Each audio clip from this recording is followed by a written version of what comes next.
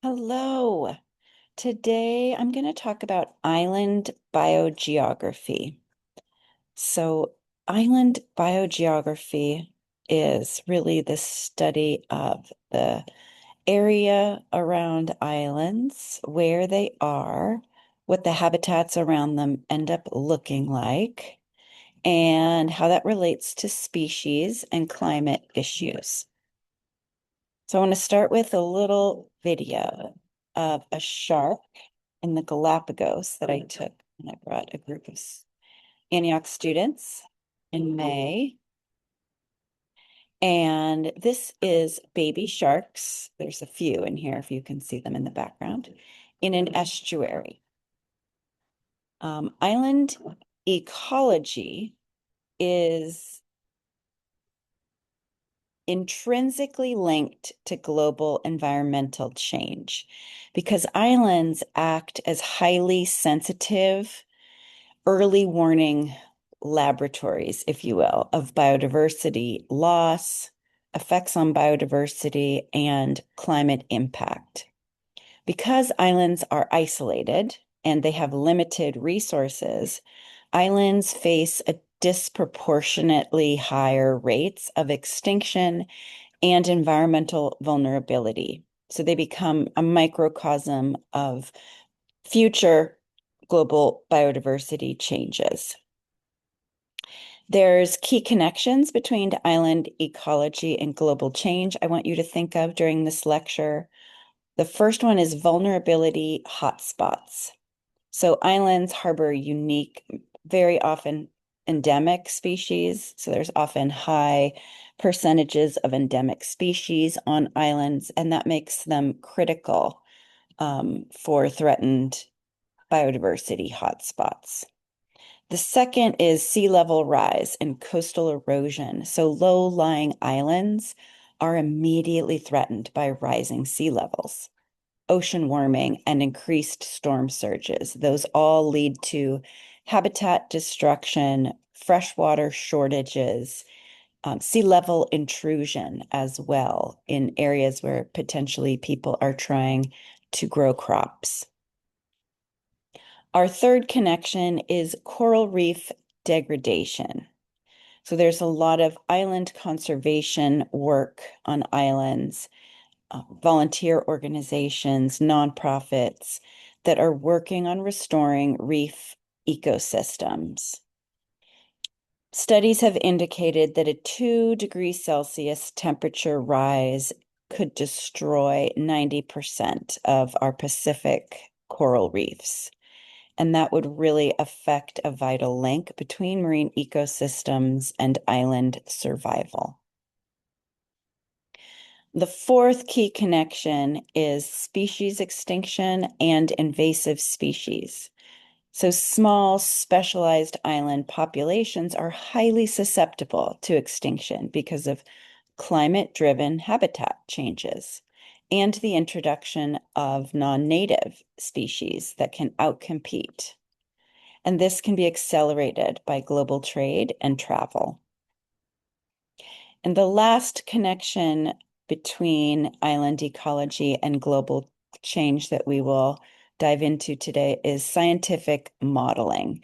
And that's because islands have clear boundaries. So they're crucial models for developing ecological theories, testing functional traits to environmental shifts, and innovation centers in sustainability and resilience. Many island nations are leaders in global conservation efforts.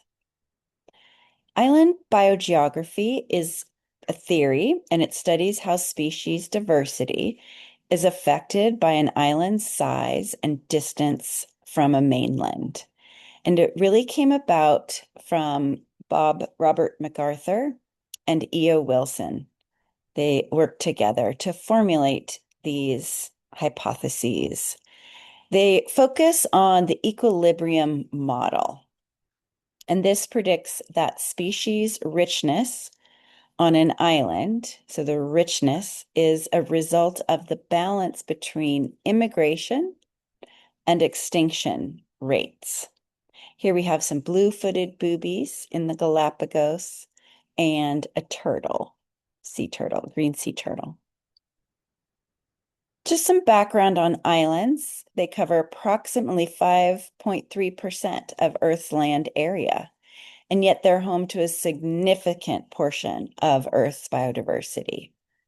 So this shows you the percentage of species found exclusively on islands and of the Earth's entire species. So 17% of Earth's plant species are found exclusively on islands. 19% of Earth's bird species. 17% of rodent species are found exclusively on islands, and 27% of human languages are found exclusively on islands. Very, very unique ecosystems and places. This is a Galapagos finch, and this is a picture of an island in Fiji.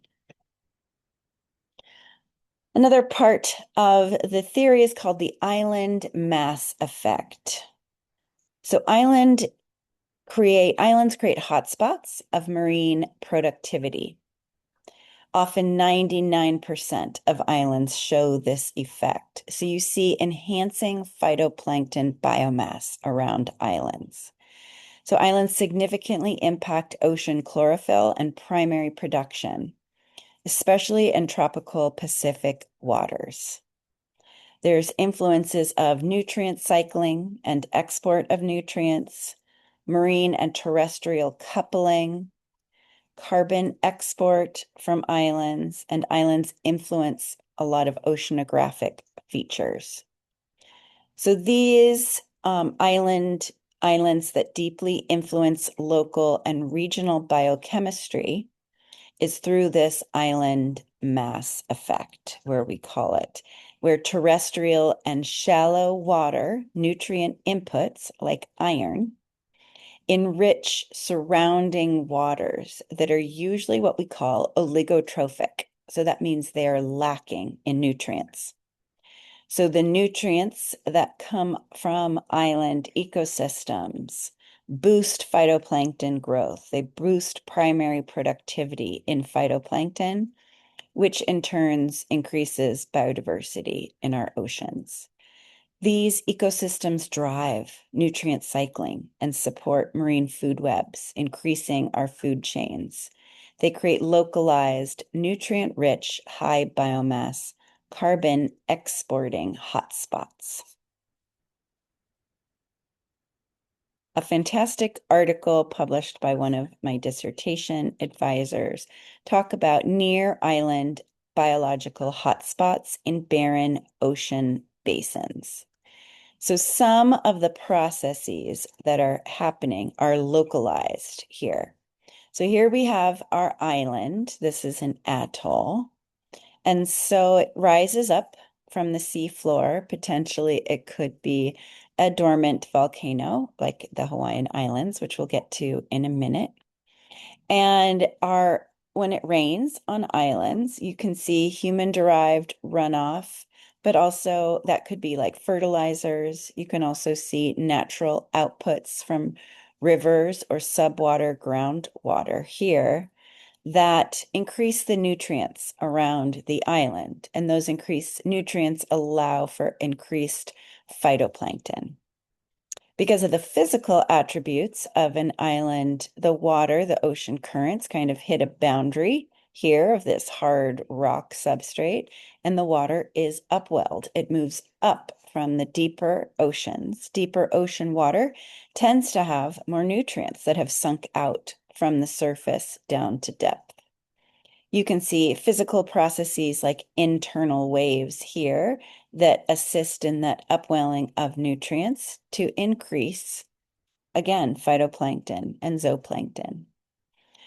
We have pelagic predators that come around island ecosystems and deeper fish migrating up that increases our biomass. And then on this side, we have this water in this atoll that is usually a mixture of some brackish, salt, and fresh. and coral growth and a lot of productivity here. And as the tide fluctuates, the atoll releases that nutrient-rich water into our ocean surrounding the island, and you get a lot of mixing. So again, increased in productivity. This is a map from that paper. So that paper, if I go back to this, it was published February of 2016. It's called Near Island Biological Hotspots in Barren Ocean Basins, and it's published in Nature Communication. And this is another image from their study. It's the Pacific. So here is along the equatorial Pacific. So here's 0 latitude, 10 degrees north, 20 degrees north. And we are focused on the Western Pacific here. Here is American Samoa. Here are the Hawaiian Island chains up in the north, the right upper corner. And then the Mariana Islands here. And chlorophyll, where it's red, is the highest chlorophyll A, so it's about 0.3 milligrams per meter cubed. Where it's very blue, it could be down to 0.01, excuse me. And this image is a long-term mean of 10 years of chlorophyll A with the coral reef islands that are squares. So these squares are coral reef islands. And then the atolls are the circular picture, circular up here. And they either have human populations. So if an island has human population, they're filled in black. And if it's an atoll or an island and it does not have a human population, they are open. And it's showing you that around certain areas, and you can't see it very well on this diagram, but there is more productivity around islands that have humans living there and that are actually not necessarily atolls, but that are actually islands where nutrients can run into the ocean from the island. And the other place here is along the equatorial Pacific, where you can see some upwelling along the equatorial Pacific as water is moving around and coming up along the equatorial Pacific, increasing the nutrient load in the surface waters. The Galapagos. The Galapagos here is Ecuador. The Galapagos Islands are located 600 miles off the coast, right on the equator in the Pacific Ocean. So here is the line for the equator that runs right through the head of, this one always looks like a little seahorse to me, of Isabella Island. And there's several, as you can see, larger islands and smaller islands. There's only a few that are inhabited by people.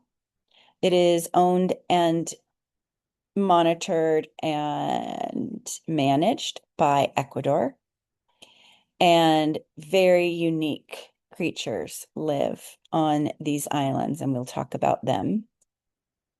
Another example of islands that we'll talk about is our Hawaiian island chain in the center, really at the center of the Pacific. And we have active Kilauea volcano here on Hawaii.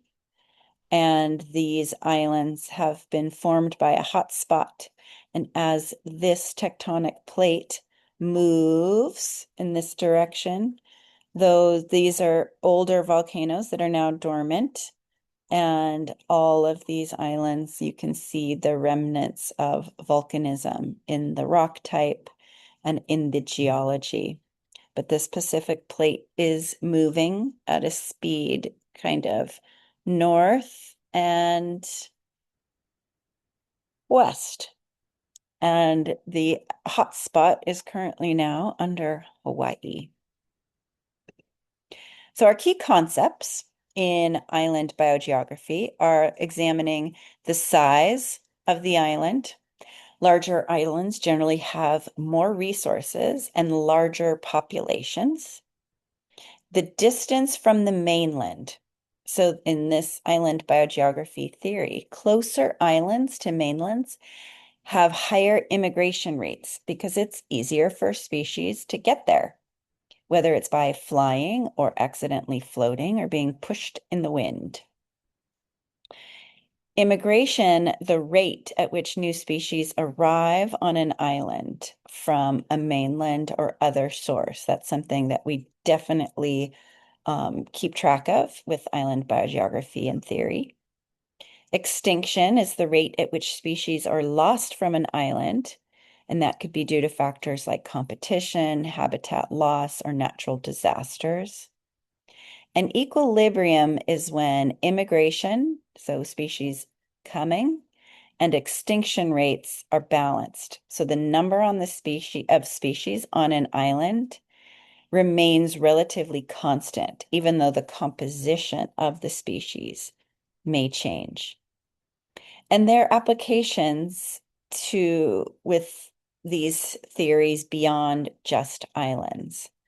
So we also think often of, for example, it's been applied to isolated habitats such as forest fragments. So forest, when they get fragmented, you can think of isolated patches of forest. And that is almost has very similar ecological principles that islands have. Isolated islands can be or isolated fragments of forests can be considered islands for certain species if they can't easily make it from place to place. City parks. Urban parks are often studied using this framework, island conceptual framework. Microbiota, the distribution of microorganisms in soil or other environments, can be analyzed by using these theories. And so can mountaintops. Mountaintops, if you have a lot of development in valleys and mountaintops end up getting isolated from species being able to get there and intermingle with each other. It's another area where we often speak of the same types of theories.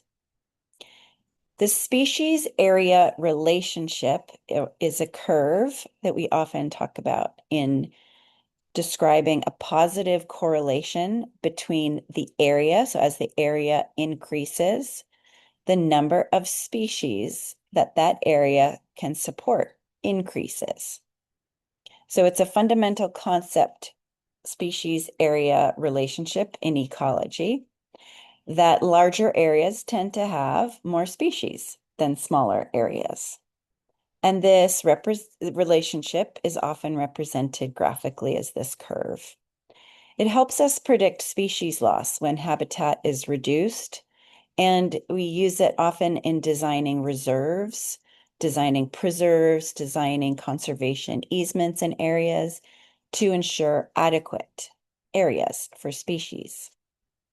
Here is a sleeping population of sharks in the Galapagos and a marine iguana. The island equilibrium model does apply to both oceanic islands and habitat islands. So it's basically looking at a rate of change with the number of species present, N.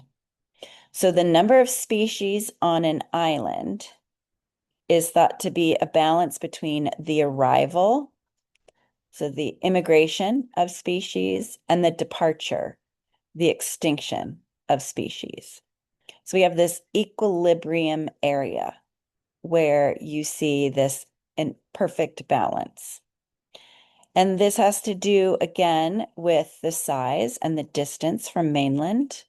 As I said, smaller islands generally have lower immigration rates and higher extinction rates.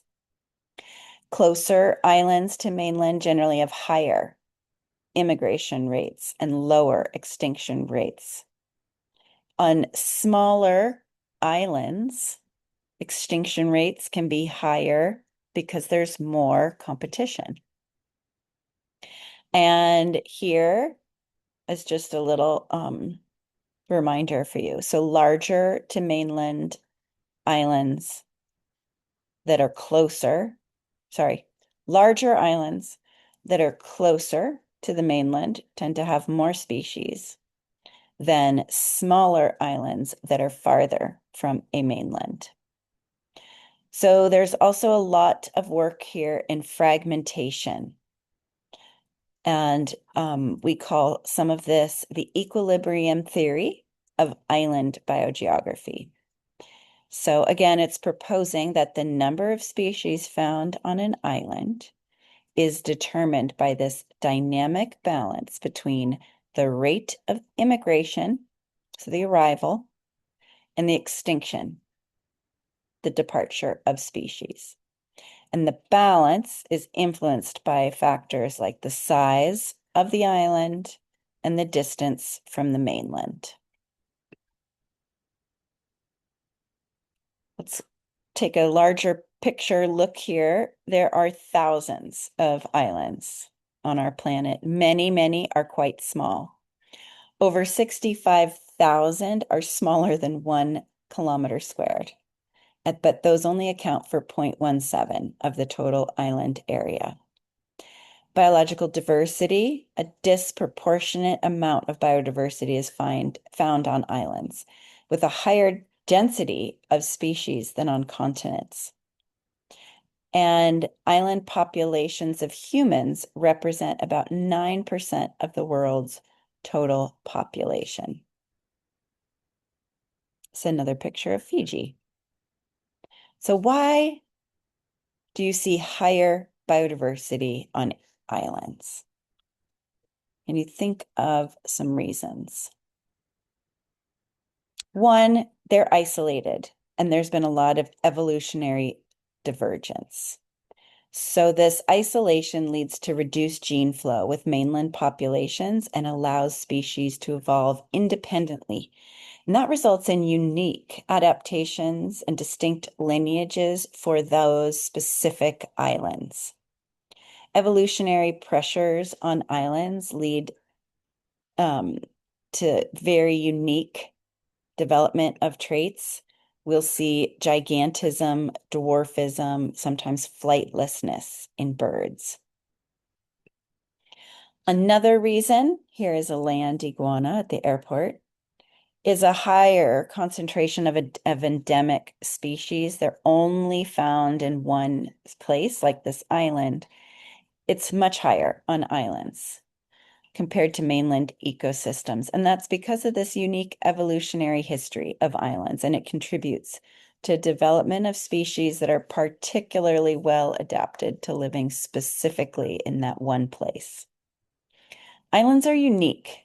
They have distinct habitats and environments and numerous niches that can further contribute to biodiversity. So you know the niche is really how an organism makes its living. So here is a land tortoise in the Galapagos, and very unique species. There's many different species, and they are particularly adapted to eat specific plants in the region where they evolved.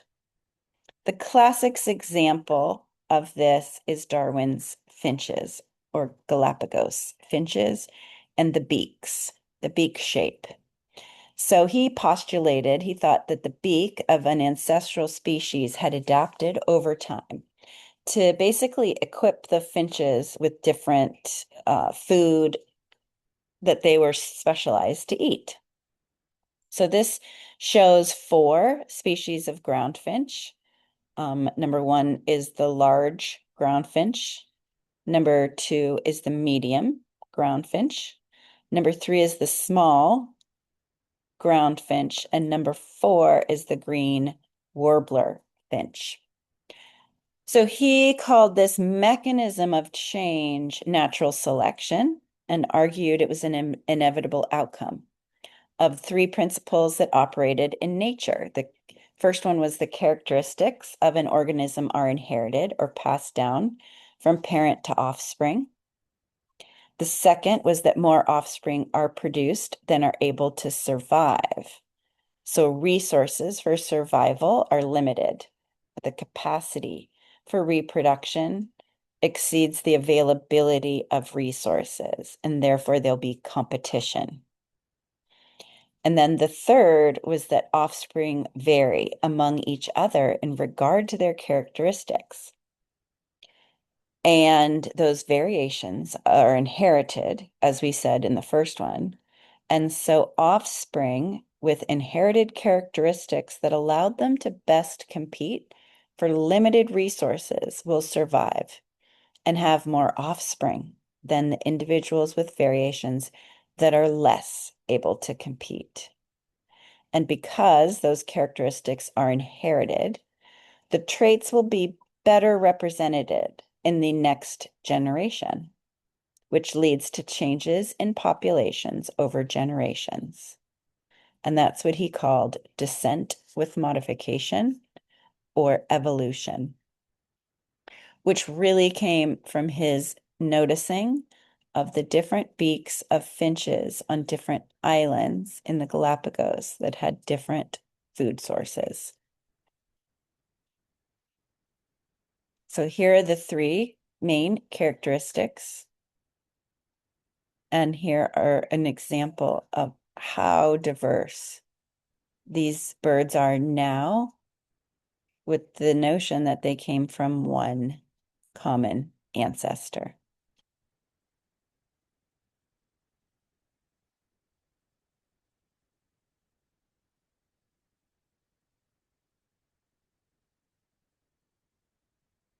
Just taking a water break.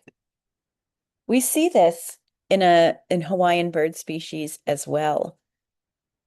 In the Hawaiian Islands, we have a Hawaiian honey creeper, and the evolution is another classic example of what we also call adaptive radiation, where a single ancestral species diversified into a wide array of forms to exploit different ecological niches.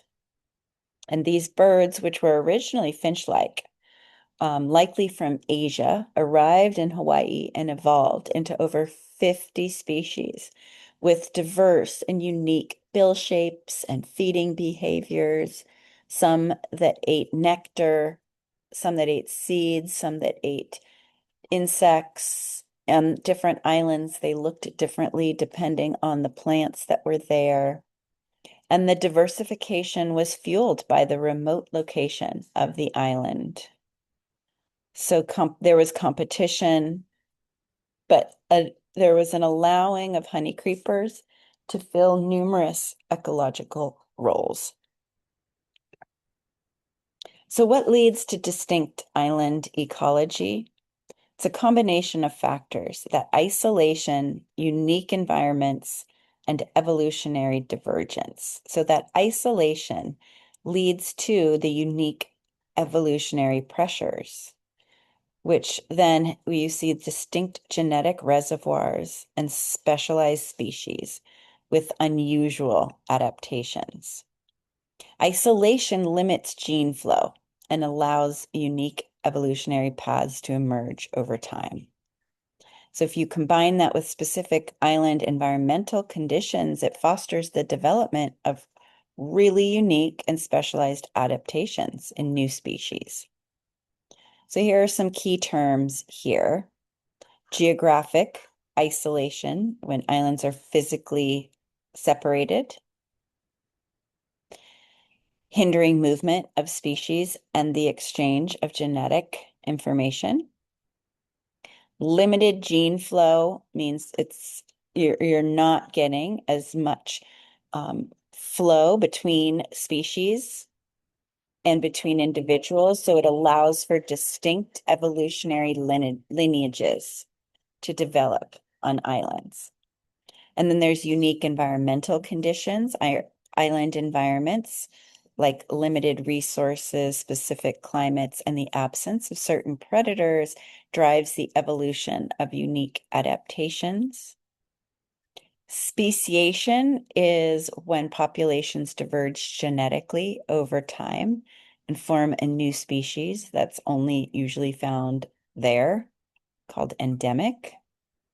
And then adaptive radiation, when a species colonizes an island and encounters a variety of vacant niches. So there's things to eat, places to live, ways to reproduce that are not being used. And so they can rapidly diversify into new species.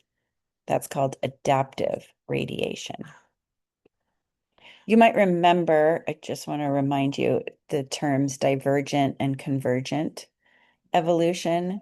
So divergent evolution refers to the process in which interbreeding species diverge into two or more evolutionary groups. So here we have the wolf, and there that was the common ancestor, but foxes, domestic dogs, they diverged from wolves through interbreeding and genetic selection, natural selection.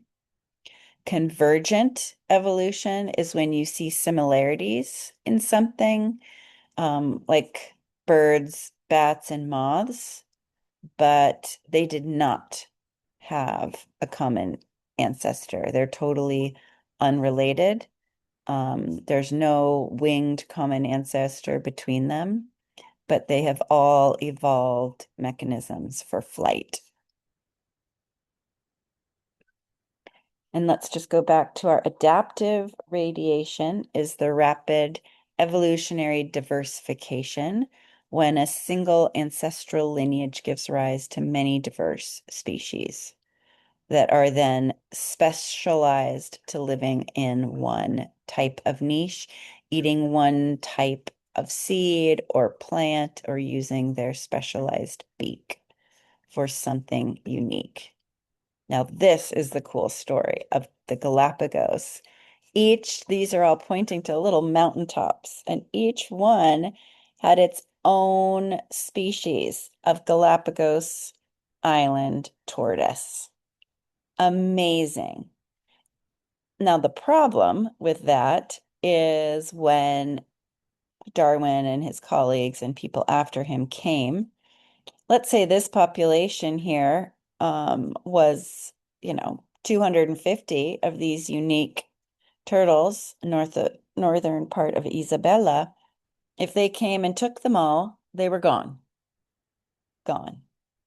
So there's lots of conservatories that are working to restore a lot of the diversity of the species and to figure out how to do that, which ones were closest to, let's say, the one that was decimated, because people came and took a lot of the Galapagos tortoises in the last 200 years to eat them as they were on their voyages. And the populations, we lost a lot of them. Here is one bathing. This is his little head in a shady spot on Isabella. Adaptive radiation, again, here's four of the main concepts here. What we've seen this in the Galapagos Islands with Darwin's finches, with the Hawaiian honey creepers. You might have heard of the silver sword plants of Hawaii and from our Galapagos tortoises. And it can be triggered by ecological opportunity, mass extinctions, colonialization of new environments, and adaptive radiation is an important process in evolution and a major source of biodiversity. What they're working on now is rewilding Galapagos, and it has been a growing interest there. It's something of, in some ways, an eccentric idea where they're thinking of how to return lost species to their ancestral homes. And it has both captured the imagination of the public and it's gained support from governments and NGOs around the world. So it's looking at how do you repair degraded habitats, and we're looking for nature-based solutions and the amazing power of our ecosystem engineers, such as our giant tortoises. And this allows for natural processes to occur. Bob Payne coined the term keystone species in the 1960s. Those are species that exert a significant effect on the ecosystem, on the composition of other species. And when you remove a keystone species, that ecosystem is dramatically altered. And so what they have found is when they have been rewilding or adding, let's say, one of these ecosystem engineers, and the Charles Darwin Foundation is one of the groups that's doing this, they are actually modifying a habitat in a way that allows more species to come back over time. So it's been this really positive feedback for habitats and for biodiversity and species richness. They have to just get a habitat to a place where they can add one species, and it affects the cascading effects in that habitat. And there's three different types of keystone species. There's predators, mutualists, and ecosystem engineers. So a shark is also, they're working on rewilding with sharks in the Galapagos. This is a Galapagos shark picture. And it's a predatory keystone species, so they control populations of prey, which has huge effects further down the food web. So we call that a trophic cascade. And a study in Australia showed that areas with healthy populations of sharks also had flourishing seagrass meadows because the presence of sharks deters overgrazing from sea turtles. And as sharks declined in habitats in off Australia, there was cascading effects of turtles overgrazing seagrass, which changed whole ecosystems. So this is another aspect that they're working on in Hawaii. And then, or sorry, in Galapagos. And then a mutualistic keystone species is an example of that is this Galapagos carpenter bee. And the Conservation Trust in Galapagos is really looking at this species how because it provides so many benefits for others in symbiotic relationships. So it's a pollinator and it feeds on plants that they pollinate and also enables those plants to reproduce. And so sometimes plants can't even survive without these bees. And so the removal of the bees has led to the disappearance of many plant species. Ecosystem engineers are these turtles, these tortoises, these land tortoises. They have such cool different head shapes and shell shapes. Look at this one. It's so rounded just in the middle. And this rewilding movement, they're adding species to create and modify, maintain, or even destroy habitats that they want changed. And it's benefiting other species in these tests that they're doing. And they're shaping their habitats. They can graze on plants and disperse seeds, trample vegetation, germinate seeds, thin out and open up new areas for ground types of vegetation to grow. Great study where they reintroduced giant tortoises to Santa Fe, one of the Galapagos Islands. It's a small island in the center of the archipelago, right between Santa Cruz and San Cristobal. It was once had its own endemic species of tortoise, but it went extinct due to overexploitation. And then the ecosystem was ravaged by the introduction of feral goats. So those caused severe soil erosion and really changed the island's vegetation. Even though they eradicated the goats in 1970s, the ecosystem did not recover. So what they did is they evaluated genetically some tortoise bones on the island, and they found the land tortoise that was the closest living relative of the Santa Fe tortoise. And they used that as a proxy for the extinct species. And they introduced between 2015 and 2020 500 juvenile and about 30 subadult from Espanola to Santa Fe. And most promising, the population of a cactus, which was a keystone species for many organisms on the island, including the land iguana, have shown to increase, not just the cactus, but also the land iguana, since the tortoises have been released there and reintroduced. The tortoises consume the fruits of the cactus. They disperse the seed in their feces. So before, the seeds were heavily predated on by birds, especially the finches. But this increase in the population of the land iguanas was really surprising because they do have a similar diet. But then they continued studying it, and it looks like the introduction of the tortoises actually helped the land iguanas because they were pushing down some of the vegetation and giving land iguanas more places to lay their eggs. So it was really, really interesting. And here's all my notes on that for you to look at. So it was a great success story. Those cactuses were doing a much, much better, and they are another keystone plant species.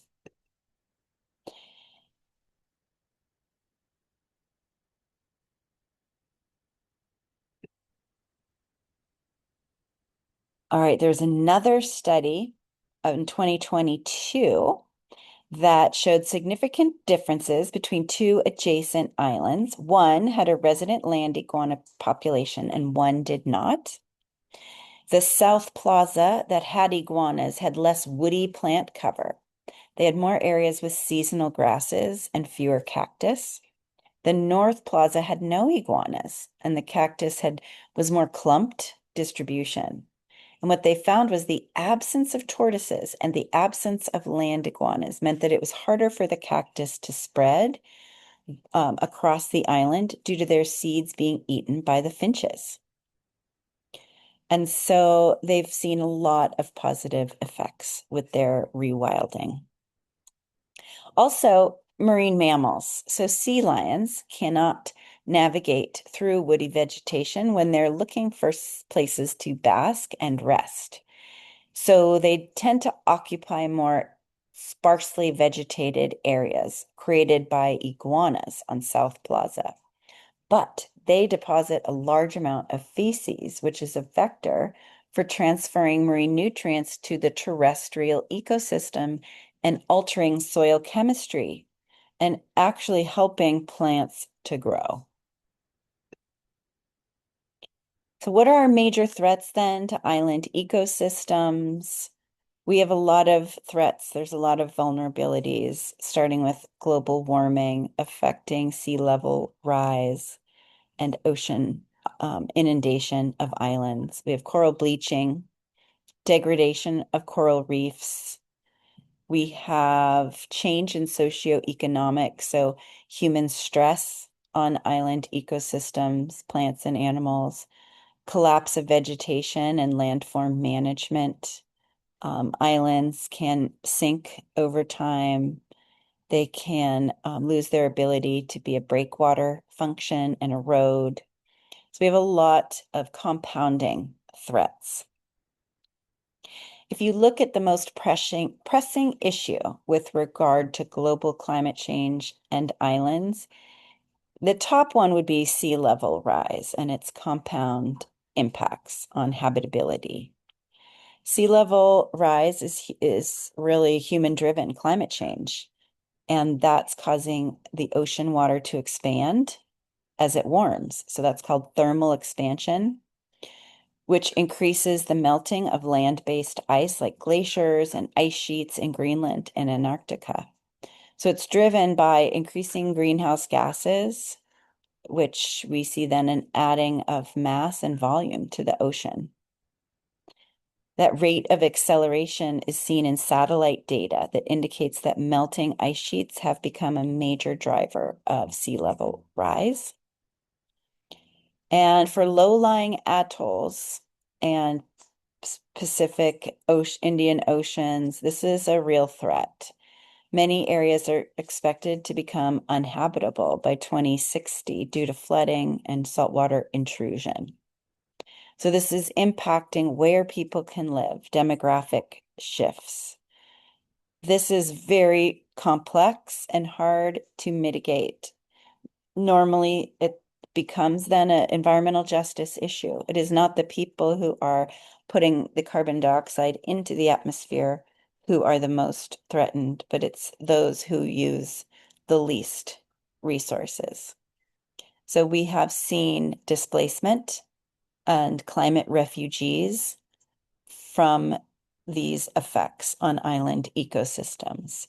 Low-lying nations like Tuvalu, Kiribati, the Marshall Islands, they're losing landmass. And there's complex, unprecedented legal questions about the loss of national sovereignty and cultural heritage. There's a group, a small island developing states that's called SIDS as the abbreviation, SIDS. They're facing limited economic diversity. They lack financial resources often to implement large-scale adaptation measures such as seawalls. And so we are hoping that the UN picks up the slack and takes a real leadership role in countries that are putting those greenhouse gases into our atmosphere, paying for some of this mitigation and adaptation. Thank you so much for listening. I hope this was interesting and motivated you to learn more.